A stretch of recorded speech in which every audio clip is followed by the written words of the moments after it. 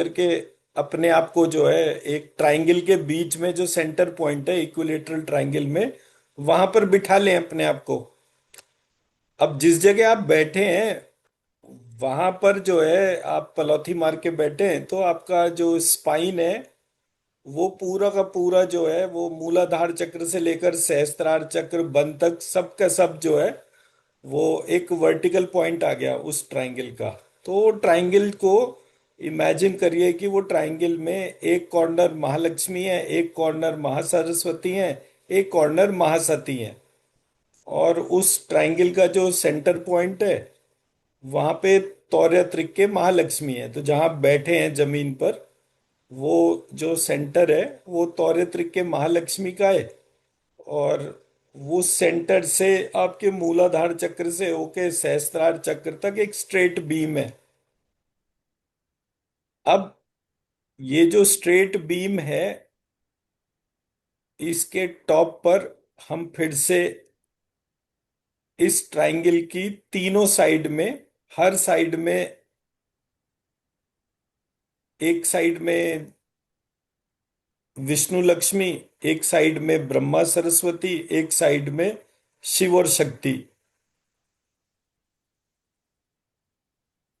उनको इमेजिन करते हुए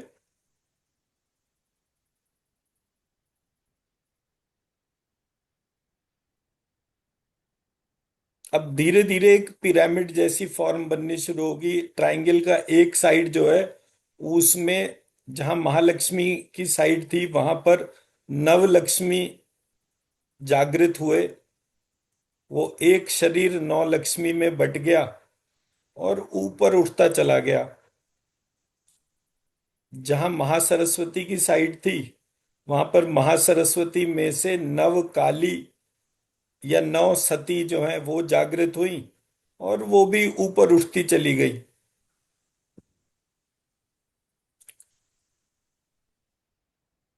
और जो तीसरी साइड थी, वो तीसरी साइड में जो है वो महाकाली या महासती में से नौ सरस्वती जो है वो जागृत हो गए और वो तीसरी साइड से वो उठ गए।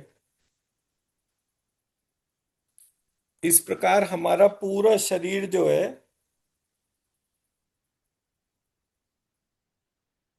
इस प्रकार हमारा पूरा शरीर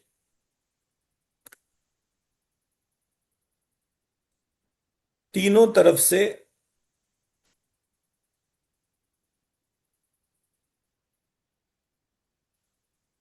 नौ नौ देवियों के द्वारा एक कवच जैसा बन गया।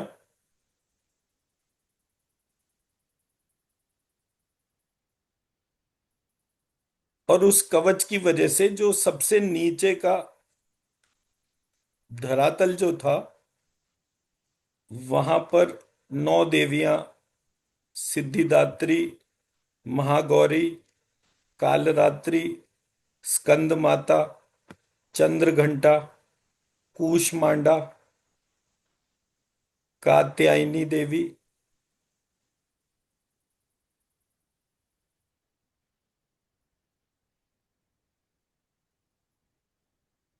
ब्रह्मचारिणी और शैलपुत्री रूपी नव द्रव्य को धारण करने वाली नौ देवियां, जिनके आधार पर हम बैठे थे।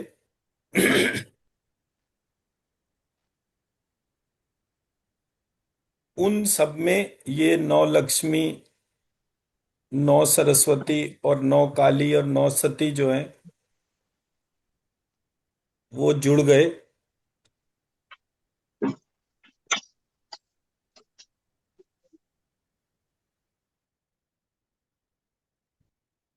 और एक सुप्रीम सा पिरामिड बन गया जिसके भीतर हमारा शरीर जागृत हो गया।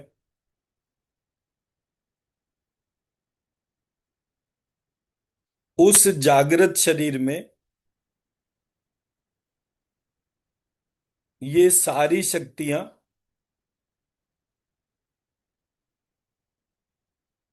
हमारे एलिमेंटल डिवीजन, हमारे ग्रॉस बॉडी के डिवीजन, सटल बॉडी के डिवीजन, कॉजल बॉडी के डिवीजन, सारे डिवीजन अनगिनत पिरामिड्स में कन्वर्ट हो गए।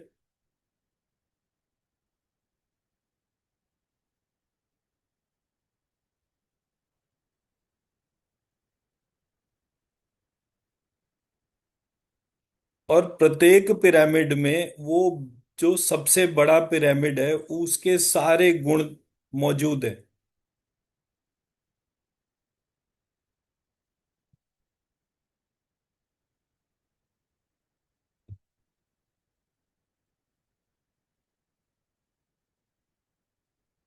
इस पिरामिड में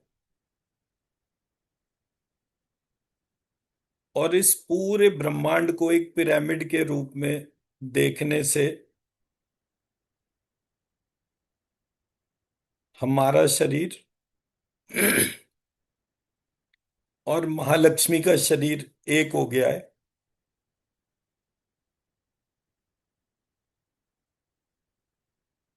और इस प्रकार हमारी करोड़ों फॉर्म्स जागृत हो रही हैं।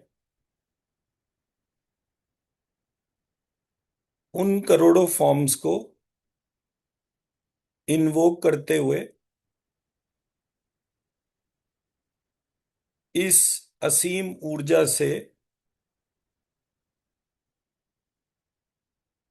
115 करोड़ हिंदुओं को, विश्व के समस्त आस्तिकों को, विश्व के समस्त नास्तिक जो आस्तिक बनने वाले हैं,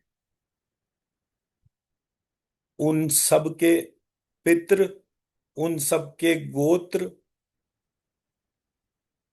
को ये ऊर्जा प्रदान करेंगे। शेष ऊर्जा अपने माता पिता और संतान को देंगे। शेष ऊर्जा अपने स्पाउस को और स्वयं को प्रदान करेंगे। तथा तौरित्र के महालक्ष्मी से ये प्रार्थना करेंगे कि इस विराट कवच को, इसके ज्ञान विज्ञान को हमारे भीतर जागृत करे, ताकि जिस जिसका चिंतन किया है, जब कभी उन पर कोई कष्ट आए तो हम उनकी रक्षा कर सके। ऐसी हमारी प्रार्थना है। ऐसी हमारी प्रार्थना है। ऐसी हमारी प्रार्थना है। ऐसा ही हो। ऐसा ही हो। ऐसा ही हो।